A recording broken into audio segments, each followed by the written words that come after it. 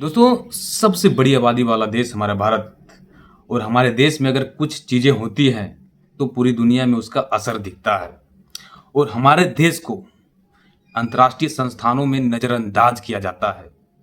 तो इसका क्या कारण है? हम बात करने वाले हैं यूएनएससी में। यूएनएससी में भारत को वीटो की शक्तियाँ क्यों नहीं मिल रही है? आज भारत चौथे नंबर की अर्थव्यवस्था है, भारत चौथे नंबर की जीडीपी वाला देश है और ये ताकत हमारी देश की है। लेकिन फिर भी आखिर भारत को क्यों नज़रअंदाज किया जा रहा है अंतर्राष्ट्रीय मंचों पे? आखिर भारत के लिए कौन सा देश रोड़ा बन रहा है? हम इन्हीं सभी चीज़ों पे चर्चा करेंगे और साथ में ये भी जानेंगे कि वीटो की क्या हैसियत आज के समय में है और वीटो को क्यों बनाया गया था। इन्हीं सभी चीज़ों पे हम चर्चा करेंगे। दोस्तों, डिफेंस यूनिक पॉइंट में आपका स्वागत है। मैं हूं अमित यादव और आप जुड़े रहिए मेरे साथ इसी तरह के इंटरनेशनल यूनिक खबरों को जानने के लिए।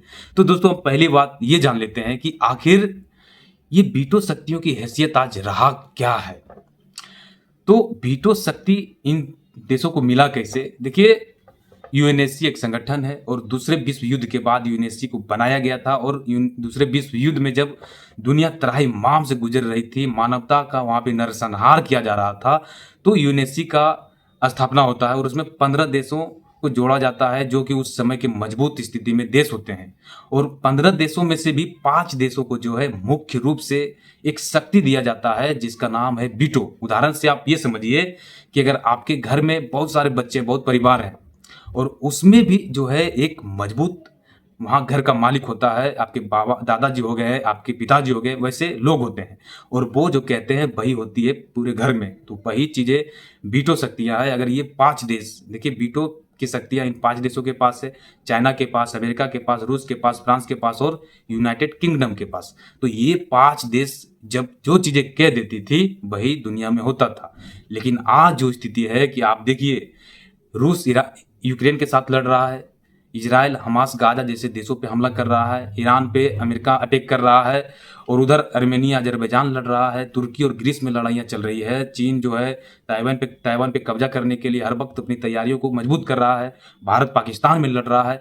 तो कहाँ है वीटो शक्तियाँ? कहाँ है यूएनएससी की वो प्रभावशील नीति जो उस समय बनाया गया था? तो आज वीटो की कोई अहम उसकी मजबूती नहीं रही है। दुनिया में वीटो को नकारा जा रहा है।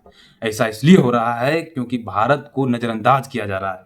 भारत जैसे शक्तिशाली देशों को नज़रअंदाज किया जा रहा है। भारत जैसे बड़े जीडीपी वाले देशों को नज़रअंदाज किया जा रहा है। भारत जैसे बड़ी आबादी वाले देशों को नज़रअंदाज किया जा रहा है। और यही चीज़ें हैं कि आज के समय में जो है वीटो की शक्तियों वाले देश दुनिया में जो है अपने बड़े-बड़े फैसले नहीं ले पा रहा है। तो ये चीज़ें तो आप समझ गए हैं कि वीटो की क्या हैसियत है और वीटो को क्यों बनाया गया था। तो एक चीज़ें और है कि भारत को जो है वीटो की शक्तियाँ ना मिले, इसको लेकर कौन से देश काम कर रहे हैं? तो हम आपको ये भी बता देते हैं। देखिए, वीटो की शक्तियाँ मिलने के लिए 15 देशों में से कोई भी देश अगर ये कह दे कि इस देश को हम वीटो की शक्तियाँ नहीं देंगे, तो उस देश को वीटो की शक्ति नहीं मिलेगा। तो भारत के जितने भी देश हैं, दोस्त देश हैं, जैसे कि अमेरिका हो गया, रूस हो गया, फ्रांस हो गया, यूनाइटेड किंगडम हो गया, ये सभी देश कहता है कि भारत को वीटो की शक्तियाँ मिले और इसमें रोड़ा कौन डाल देता है? इसमें रोड़ा डाल देता है चाइना। और चाइना क्या कहता है कि अगर भारत को वीटो की शक्तियाँ मिल रहा है, तो पाकिस्तान को वीटो की शक्तियाँ क्यों ना मिले? और सबसे बड़ी टेंशन वाली बात यह है कि भारत और पाकिस्तान दोनों ही देश परमाणु बमों से लैस देश है और इन दोनों ही देशों को नकारा जा रहा है। तो भारत के लिए चिंता की विषय ये भी हो जाएगी कि पाकिस्तान को भी वीटो की शक्तियाँ मिल जाएगा। तो भारत ये भी नहीं चाहता है कि पाकिस्तान को वीटो की शक्तियाँ मिले और चाइना ये नहीं चाहता है कि भारत को ही अकेले वीटो की शक्तियाँ मिले। तो ये स्थिति है कि आज जो है भारत को वीटो की शक्तियाँ ना मिले, इसको लेकर चाइना ही काम कर रहा है।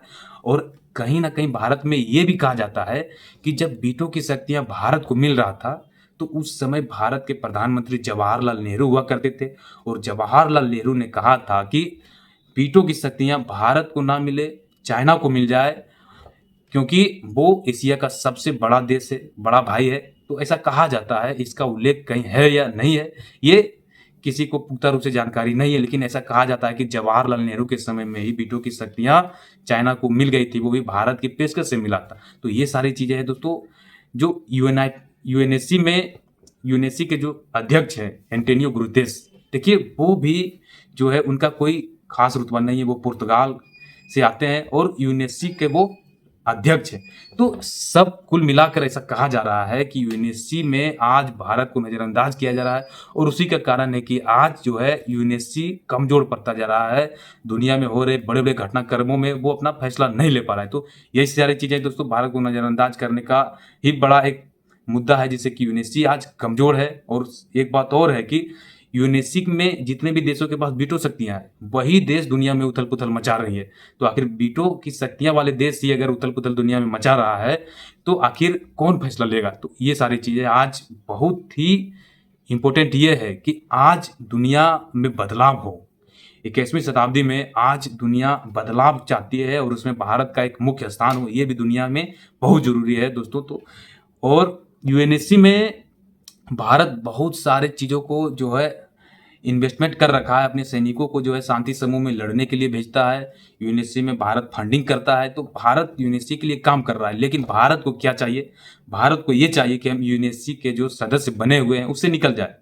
यूएनएससी के सदस्य जो बने हुए हैं उससे निकल जाएं, क्योंकि भारत अगर उससे निकल जाता है तो सबसे बड़ी आबादी वाला देश अगर यूएनएससी के सदस्यता से जो अपने आप को निकाल देता है, तो उसका प्रभाव इन सभी देशों के ऊपर जाएगा और ये सभी देश एक ठोस कदम उठाएगा। भारत को अगर वीटो की शक्तियां लेनी है तो भारत को जो है नज़र से नज़र मिलाकर बात करने की भी हैसियत रखनी होगी दोस्तों। तो यही सभी चीज़ों पे हम बात करने के लिए आए थे, खासकर आज। जय दोस्तों, इसी तरह के इंटरनेशनल यूनिक खबरों को जानने के लिए हमारे चैनल को सब्सक्राइब